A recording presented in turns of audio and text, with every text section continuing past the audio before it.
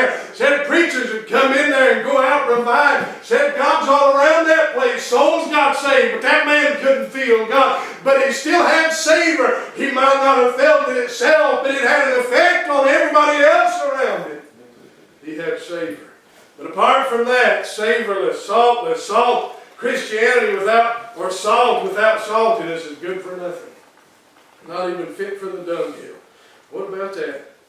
Jesus said, your religion without me, your singing without me, your praying without me, your going to meetings without me, whatever you try to do without me, your parenting without me, your friendships without me, your testifying without me. You can stand up and tell somebody the truth and drive them away. But get some of that Holy Ghost savor, that Spirit of God, and they won't go far. God will hook something in their heart and they'll be back before you know it. But what is it that does that? It's not the salt itself, it's the savor of that salt. The savor of that salt. That's the Spirit of God. But apart from that, without Him, the old-timers used to sing, brethren, we have met to worship and adore the Lord our God. But they got down to the end and said, all is vain. And they meant that. Every single thing is vain. It's empty. It's death. What the Scripture say, Paul said, the word, the letter killeth. You can have the truth unless you've got the Spirit of God. It's the Spirit that quickeneth. It's that gives life. It's that makes the difference. Two people can get up and sing the same song, and one of them tear the whole place up, and one of them you just sit and kind of ho-hum through. What made the difference? It wasn't them. It wasn't their practicing, their ability, their talent. It was the Spirit of God that makes the difference. Two men can get up and preach the same passage from the same text, and somebody, stirs the heart. There's savor there. There's power there. That comes from God. But apart from that, Jesus said, you salt of the earth. Let me say one more thing. I know I said I'm done, but it's not the first time I've lied. Jesus, there's three things He said there.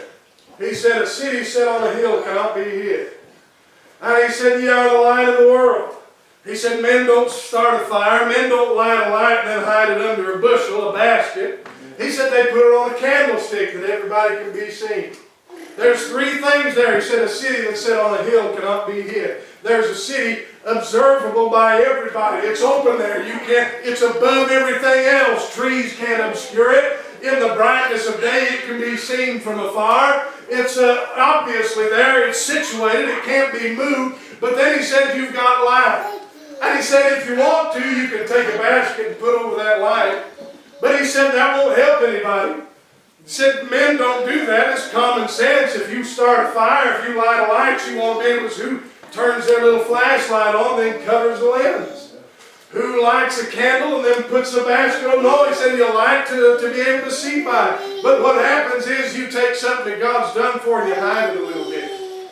And you hide it a little bit. And you deny its essence. You deny its the right. You get the Spirit of God in your heart, and then all of a sudden you say, no, not today.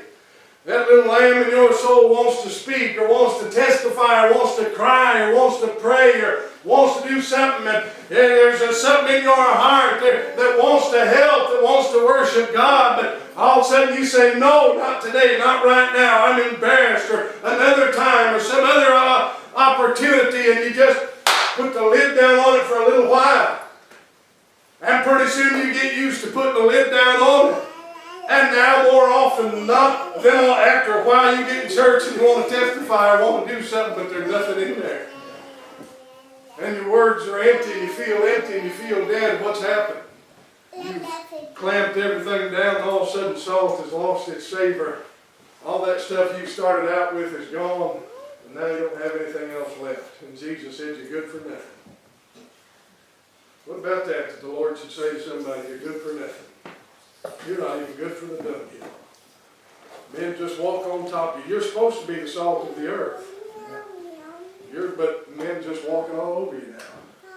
You can't help anybody. You can't bless anybody. You can't stop anybody. You're not a token of my grace to anybody.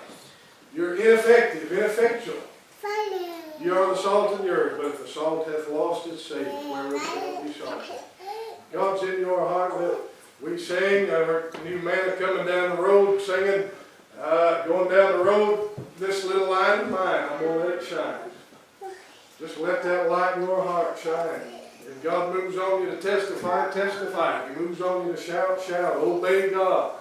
Those old preachers stand up and say, obey God. Whatever He says, do it. Just let that salt, that Spirit of God move in you.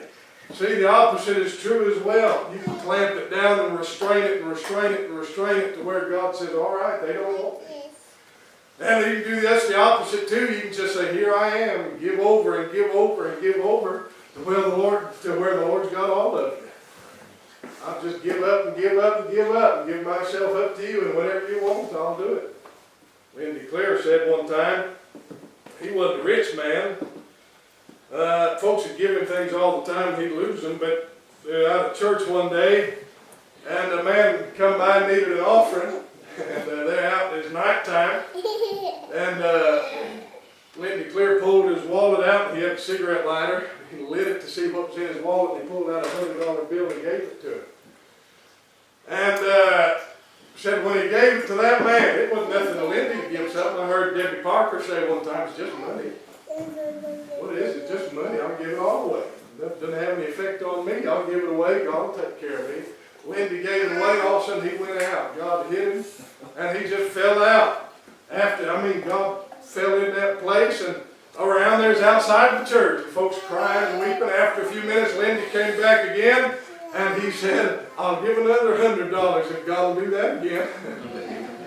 He said, I'll give it all if I can have that again. But just give yourself over to God. You never regret it. Let us pray. Lord, thank you for this morning. I pray that you bless us and help us.